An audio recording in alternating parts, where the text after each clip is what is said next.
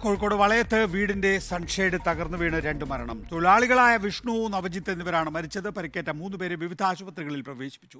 Sinoj Thomas വിശദാംശങ്ങളുമായി. സിനോജ്, എന്താണ് പറ്റിയത്?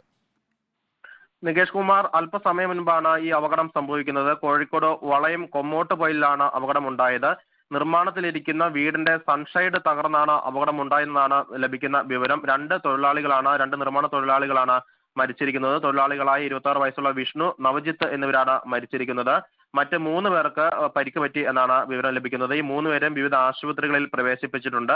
അല്പസമയം മുൻപാണ് ഈ അപകടം ഉണ്ടാകുന്നത്. എങ്ങനെയാണ് അപകടം ഉണ്ടായതെന്ന കാര്യം വ്യക്തമല്ല. സൺഷെയ്ഡ് തകർന്ന് വീടിന്റെ മുകളിൽ ഉണ്ടായിരുന്ന തൊഴിലാളികൾ താഴേക്ക് വീണെന്നാണ് അവിടെ നിന്ന് ലഭിക്കുന്ന വിവരം. ഈ സൺഷെയ്ഡ് തകർന്നപ്പോൾ തൊഴിലാളികൾ ഇതിന് ഇടയിൽ കുടുങ്ങുകയും ചെയ്തിരുന്നു. ഇവരൊക്കെ തന്നെ നാട്ടുകാരുടെ നേതൃത്വത്തിൽ രക്ഷിച്ച് നാദാപുരം ഭാഗത്തുള്ള വിവിധ ആശുപത്രികൾ എത്തിച്ചിട്ടുണ്ട്. ഇതിൽ 2 തൊഴിലാളികൾ, വിഷ്ണു, നവജിത്ത് എന്ന് പറയുന്ന 2 ചെറുപ്പക്കാരായ തൊഴിലാളികളാണ് മരിച്ചിരിക്കുന്നത്. ആശുപത്രിയിൽ ഉടൻ തന്നെ എത്തിച്ചെങ്കിലും ഇവരെ രക്ഷിക്കാൻ വേണ്ടി സാധിച്ചിട്ടില്ല. മറ്റ് 3 പേർക്ക് പരിക്ക് പറ്റിയിട്ടുണ്ട്. ഇവർ വിവിധ ആശുപത്രികളിൽ ചികിത്സയിലാണ്. നിർമ്മാണത്തിലിരുന്ന വീടിന്റെ സൺഷെയ്ഡാണ് തകർന്നു പോയത്. എന്നാൽ സൺഷെയ്ഡ് എങ്ങനെ തകർന്നു എന്ന കാര്യത്തിൽ വ്യക്തതയില്ല. ഓടിക്കൂടിയ നാട്ടുകാരാണ് ഈ അപകടത്തിൽപ്പെട്ട തൊഴിലാളികളെ ഉടൻ തന്നെ ഈ കോൺക്രീറ്റിന്റെ അടിയിൽ നിന്ന് പുറത്തേക്ക് എടുക്കുന്നത്.